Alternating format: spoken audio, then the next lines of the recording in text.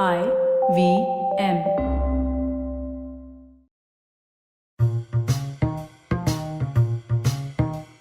Hello and welcome to the Wire Talks. I'm Sidharth Bhatia. The Punjab government recently shut down internet access throughout the state as its law and order forces chased wanted fugitive Amritpal Singh. Initially, it was for a day or two, but then it kept on getting extended, and it is still in force in some cities and districts. Many Twitter accounts were also withheld by the company on demands by the government. Media bodies around the world criticized the shutdown, which deprived over 27 million people of connectivity. This is a worrying trend. In 2022, authorities around the world shut down the internet 187 times in 35 countries, and India led the list with 84 of them. 49 of them are only in Kashmir. Why does it happen so often, and why does it happen so often in India? Our guest today, Namrata Maheshwari, has studied this phenomenon. She works on issues pertaining to privacy, surveillance, data protection, and internet shutdowns for Access Now, an international organization working on digital rights.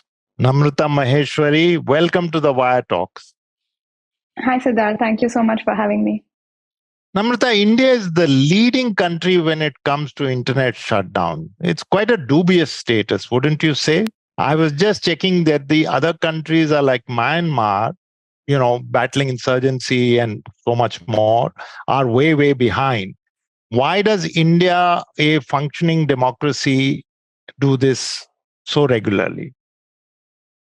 Absolutely, Sidharth. And as I have said before, this is one title that India as a country should not aim to have and should aim to kind of shrug off as soon as we can.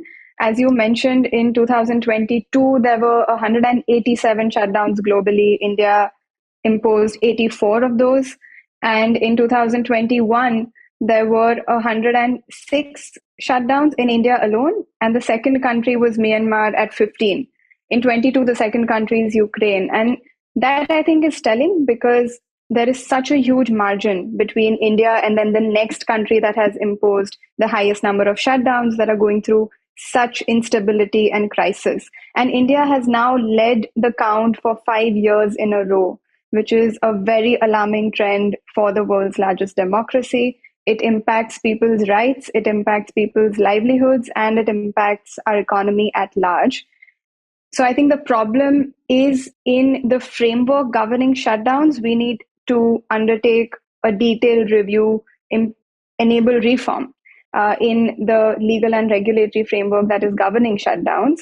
And there is guidance and direction to do this from our Supreme Court, from the Parliament, and from civil society across many quarters. It's just a matter of seeing this action play out.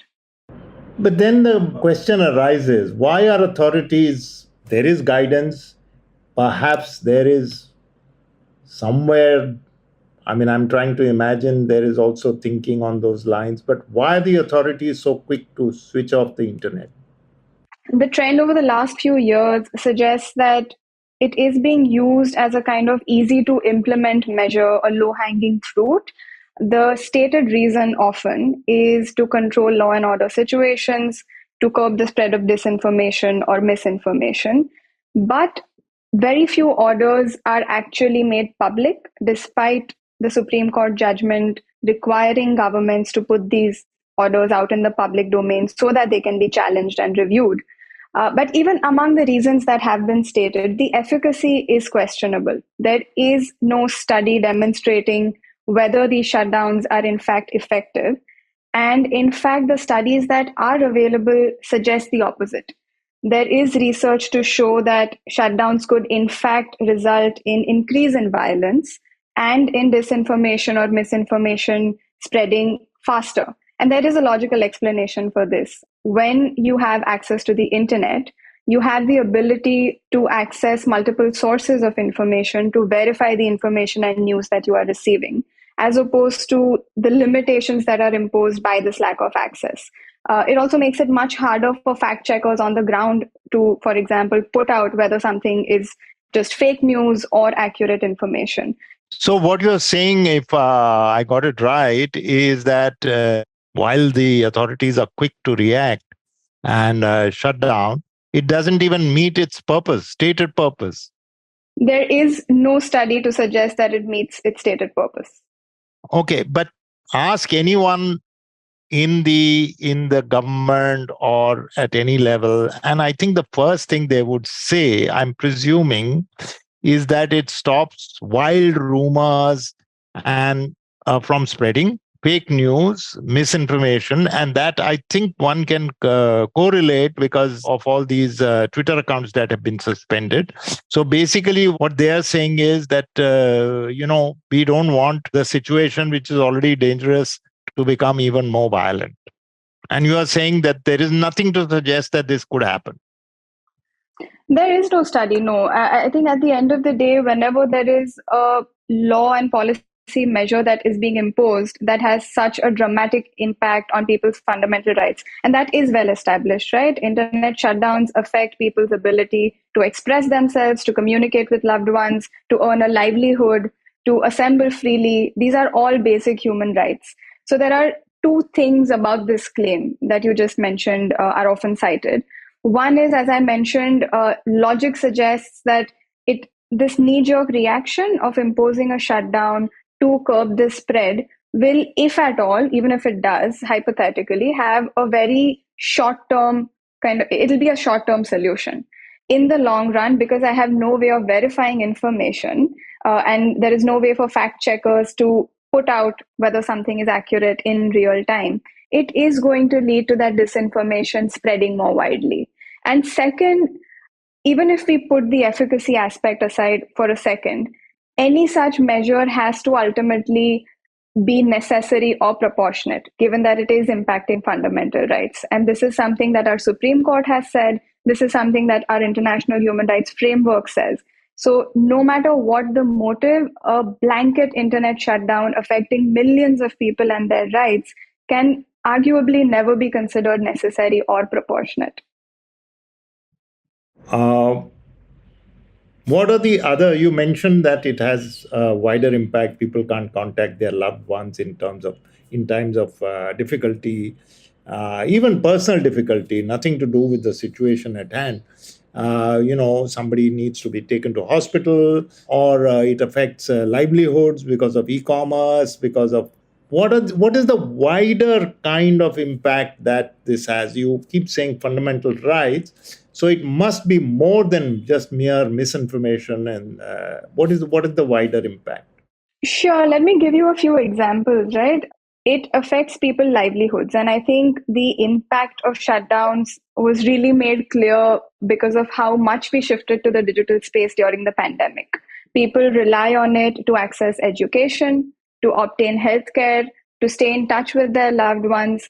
And gig workers, for example, there are studies to show that people have lost employment because internet was shut down. Payments were not being processed. This is happening, remember, alongside a very aggressive push for digitization. Most of our services are moving online. We have the Digital India mission, the digitized economy goal.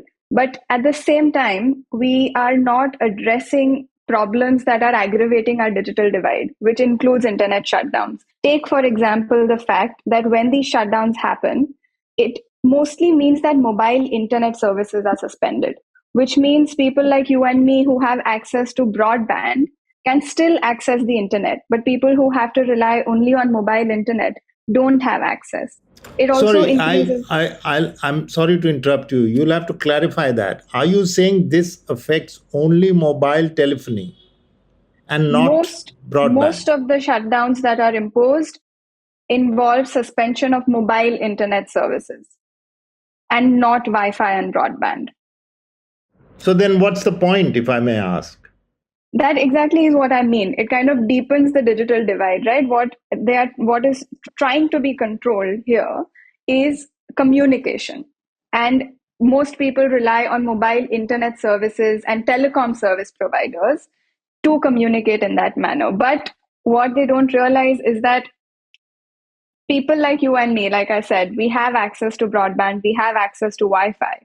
So it is disproportionately impacting people who don't have those kind of resources, and who it also kind of deepens the divide between urban and rural localities. There is a huge difference in broadband access depending on where you are. So that is kind of the day-to-day impact. To give you an example from the recent shutdown in Punjab, it affects mobility. We have FASTag, which we need for our electronic toll collection across most national highways. We received reports that these were not working effectively because of suspension of mobile internet services. So people were stuck. Imagine somebody needing to rush to the hospital and being stuck there because a service is not working. So this push for digitization versus the constant rise in internet shutdowns and the inability of people to access this digital space, it affects a range of aspects even in our daily lives. I come from a very different generation pre-internet. And I was just thinking to myself that suppose in the case of a disturbance or a prolonged disturbance, imagine the government shutting down newspapers. It would never happen. It would raise such a hue and cry. And what is happening truly, just to control a flow of misinformation, so called, you're shutting down a newspaper, because one can argue that newspapers don't necessarily give fake news, but basically it's really something that people look forward to. I was just thinking aloud that this is preposterous in these times when everybody is relying on knowing what's going on through their phone. You're absolutely right. And to build on that, if you look at the framework today, there are a lot more safeguards for, let's say, if the government wants to block the publication of a book or wants to block a website. The content governance framework is wrought with lack of safeguards, but just in terms of the steps involved, for example. But when it comes to shutting down the entire internet, there are no safeguards effectively. So to block a book or to ban publication, there will still have to be an order from a court, a public notice, and a lot of other steps. But to block the internet at large, we are not even seeing often the orders under which this is being done, which means the ability of people to challenge it is circumspect. So that you're right in that it is highly disproportionate. Even the review committees that we do have under the telecom suspension rules, right to information requests suggest that they don't actually review the orders that are passed. None of the timelines in the rules are adhered to. And these are basic safeguards. The rules are not even great in how many safeguards they give us, but even the little ones that are there are not followed at all. Can you expand on, you said that we don't even know because nobody tells anybody, but what is a nominal process, the process that we know of that the authorities follow in shutting down the internet? And what is the legal framework? The legal framework on shutdowns right now is mainly two things. One is the telecom suspension rules, which was under the Indian Telegraph Act. These came in 2017. And the other that is still being used, although it should not be, is Section 144 of the Criminal Procedure Code, which empowers magistrates to require some action to be taken if there is a threat to public law and order. Now, when the suspension rules came in 2017, very clearly, Section 144 of CRPC, it should have become obsolete in as far as it was being used to impose shutdowns. But, and this is something that even the Parliamentary Standing Committee on Communications and Information Technology pointed out, they said you are using these dual frameworks. So you have home secretaries and other authorities under the telecom suspension rules imposing shutdowns. And you also have local authorities imposing them under the criminal procedure code. So where is the accountability? Why is there this duality? Where is the database of shutdowns? If somebody wants to check today how many shutdowns have been imposed where, the government has not provided answers. They said we don't have this database. We don't know how many shutdowns were imposed where. So that is the kind of framework and lack of accountability and transparency that we are operating with. Now, you mentioned governments. State government has done this in Punjab. But really speaking, as we, I think, saw in Rajasthan in a few cases, even a local policeman, police inspector, or DCP or SP level person can order it for his district. That's exactly the problem. That is exactly what should not be happening. And the suspension rules are very clear. It has to be the Home Secretary at the state or union level, and the CRPC provision should not be used at all. And even under the suspension rules, even if something has to be done by somebody with less authority for an emergency, that has to be subject to review within 24 hours. The committee has to sit within 5 days. But there is no clarity on whether this is happening. And the few right to information reports that we do have do suggest that this is not happening in the manner that it should be happening. So, like you are saying, the problem, I think, is with the opacity around at different levels of governance, whether it is police officials, state level law enforcement, state level government agencies, or the center itself. There are orders being imposed from multiple directions without accountability from any of them. So everyone's making merry in this situation, and it's a very worrying situation. We'll finally kind of look at the whole thing all over again towards the end. Now, along with the internet shutdown, which has happened in Punjab, the Punjab government asked for many Twitter accounts to be withheld. These include accounts of local information sites, newspapers, also an MP, a Punjab MP, and a few reasonably known figures, at least one reasonably known figure from Canada, Jagmeet Singh, who's the who's the head of one of the biggest political parties in his country, and they've ensured that his Twitter account cannot be read here.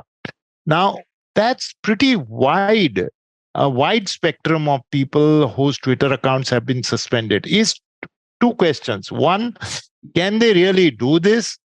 Two, does Twitter have to comply with this order? The content governance framework in India right now is essentially Section 69 of the IT Act, which empowers the government to require internet service providers to block content. And then there's also the contentious IT rules of 2021, under which also recently the BBC documentary was blocked. So the government does have extensive powers, again, without adequate limitations, without safeguards, to require blocking of content on social media platforms or websites. Whether Twitter is required to comply with these orders, the way the IT rules work is that these are due diligence requirements. If you don't comply with these orders, then you could potentially have to go to court to argue whether you should be held liable for content posted by third parties, which is essentially safe harbor protection. So due diligence requirements are what you need to comply with in order to have that safe harbor protection. That does not mean that if you choose not to comply, you immediately lose it. It means that there could potentially be a case about this in court. We do believe that Twitter does have a responsibility, or any private company does have the responsibility to push back against orders that could potentially harm. So the short answer is yes, we do have a content governance framework right now that has several gray areas and extensive powers for the government to block content without independent judicial oversight, without adequate notice to the people who are affected. And the second prong of this is that private companies should be pushing back because they have the obligation to do so. Well, past record, except for one or two instances, is not very encouraging. I think the larger social media companies and others see the big picture as far as they are concerned, and they are very quick to. Doesn't India also have a pretty high up position in shutting down Twitter accounts and Facebook? It does. It does.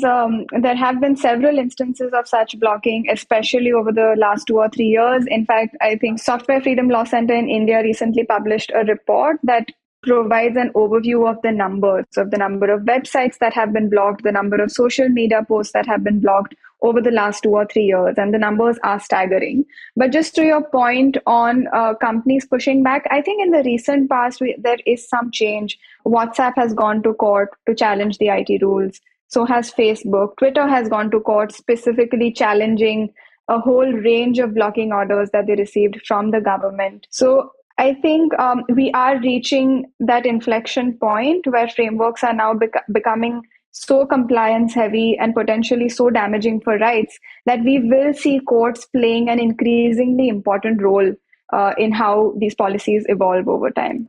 We'll be right back after this short break.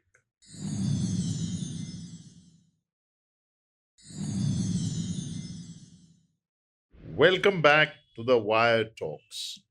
The organization you work for, Access Now, is part of a KeepItOn Coalition of 105 countries across the world fighting internet shutdown. What exactly does this campaign do? What is it for? So the KeepItOn Coalition, anchored by Access Now, works together across regions to push back against shutdowns. Our core position is that we don't think internet shutdowns can ever be justified because they have too dramatic an effect on human rights, on democracy, and on the economy as a whole. So we also recognize that they have negative impact across borders, which is why we are a coalition of organizations coming from different geographies. So we push back against these. We push for accountability, even from the private sector, from telecom service providers, from internet service providers, asking them to push back against these orders, asking them to notify users, to fulfill their obligations on business and human rights. And we push back against problematic policies. For example, the draft telecom bill that came out in India last year, and any law that empowers the governments to impose shutdowns in a way that is completely devoid of safeguards. Are the governments responding? Have you found any positive response anywhere in the world? I'd say there are responses also because, for example, the United Nations, a lot of international organizations are bringing a lot of attention to the negative impact of internet shutdowns. It happened in the context of Myanmar, for example. People are also drawing attention to how India has led the count for 5 years in a row. So this global attention, including from the Office of the Human Rights Commissioner at the United Nations. So such attention does eventually trickle down to the domestic level and at least lead to conversations. And we hope that in the long term, that will lead to tangible change as well, because we are seeing this issue at least coming to the forefront and not just being discussed between a handful of people and quote unquote on the esoteric issue of technology policy and internet governance. So we're seeing that members of parliament and governments and law enforcement agencies around the world are at least willing to engage on the topic, even if we are still on two different ends of the spectrum. What can citizens do? Because I think this needs to percolate down to even the level of the citizen who perhaps, while suffering the problems of internet shutdowns, as you said, there all kinds of things could happen, but in general, in a conceptual sense, try to understand that it's right now, it's not anything to do, it's not over and above what you do in life, it's a part of your life that you can't get in touch with people, you can't drive your car through, and you can't buy things, and you can't even buy medicines, perhaps. What can the citizen, what kind of campaign has there to be for the citizen to understand that it is now a very, very important, crucial part of their lives? I think citizens do experience that on a daily basis, actually, Sidharth, because the same things that you mentioned, right? And especially after the pandemic, so many children are still attending school online. And remember, shutdown is not just when internet services are suspended, it is also when they are slowed down to the extent that they are effectively unusable. So if a region has 2G today, that is not good enough. That is effectively unusable. So people do realize how much it affects their lives. the conversation does not always need to happen at the level of the Indian Constitution and fundamental rights. The daily impact of it is people have lived experiences. People are sharing these stories. So many of these are now available. Media is reporting on it, right? Stories from Meghalaya, stories from Kashmir about people who have lost employment, people who could not get care for COVID patients in time because they were not able to connect with the people that they needed to connect with. So I think people do have that realization. And I also think the environment right now is ripe to push for change because, as I mentioned, we have courts in India demanding accountability from the government. There are cases in high courts and at the Supreme Court against internet shutdowns. And the court has asked the government for answers, saying, is there a protocol? What are the procedures that you are following? And there's, of course, the Namrata Maheshwari judgment from 2020, which said that you need access to the internet to realize your fundamental rights under Article 19 and 21, which is your right to life, liberty, and your right to freedom of expression. It also said that orders have to be made public and that shutdowns can only be imposed if they are necessary and proportionate. And this is where the impunity aspect comes in, right? Despite the Supreme Court having said that in 2020, these things are still not happening. Orders are not being made public. There is no assessment of necessity and proportionality. And it's not just the Supreme Court. Since 2021 of December, we also have pressure from the parliament. There was a report on shutdowns from the standing committee, which said all of these are issues. You have no database. You are following multiple laws to exercise the same powers. And it has a deep impact on people's rights. So what are you doing about it? Here's a set of recommendations. And just to wrap that up, last month, the standing committee also issued an action taken report saying it's been over a year and none of these recommendations have been implemented. And this is highly disappointing. So what I'm trying to say is that there is now a realization on the part of citizenry, even if it's not as wide as we might like it to be. It's happening. We're on the way there. And there is pressure from the other two branches of the government. And what I was saying was it's worrying. It's definitely very, very worrying. And this, what you've just outlined and mentioned, shows that realization has trickled down to the level of citizens and to lawmakers. But will the governments, will that SP, will that district magistrate, will they still be reaching out for that kill switch? And will the governments really react? Will a situation come when even a government body will think twice, at least think twice before imposing a shutdown? Do you think that is, you mentioned inflection points. Do you think that that's imminent or can happen now soon enough? I think that is the goal. That is what we aim to achieve. When it will happen, the timeline is for any of us to speculate. But that is the goal. Our goal is for very soon a Keep It On report to not have India at the top of the table. Hopefully nowhere, no country should be imposing such a wide scale of shutdowns. But India, as I said, has led for 5 years in a row, and we do hope that it will shed off that title very soon. But I do think that public conversation is happening. It is becoming more a part of public vocabulary.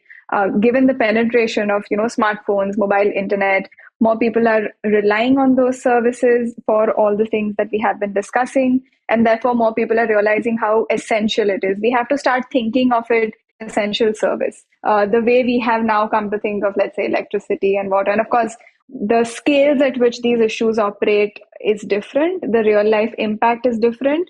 But having said that, in terms of the link to fundamental rights and even just daily conveniences, they are both very, very tangible.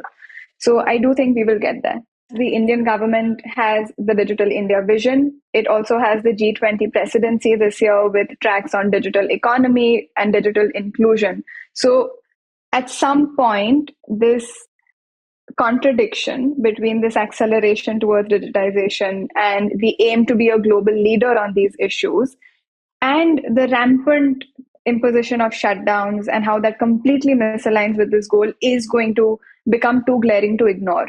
And that, I think, will push us towards greater accountability. And I think for us as people in this country, people affected by these moves, we have to ask these questions. We have to ask why conversations on digital inclusion at the intergovernmental level are not involving questions about internet shutdowns, for example.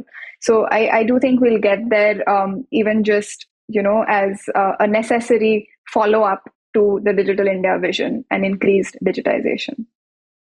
Well, we have thinker and advocate on these issues of internet shutdowns being hopeful here. So I think we should follow that example and be hopeful. But on a more serious note, I feel and I'm fairly confident that the general perception has trickled down to the level of many citizens, most citizens, in fact, I would say optimistically, that the internet is something that is as vital as electricity. You can't have digitization campaigns and at the same time have internet shutdowns. So one hopes that internet shutdowns will become a thing of the past and not the first action of an administration as seen in Punjab.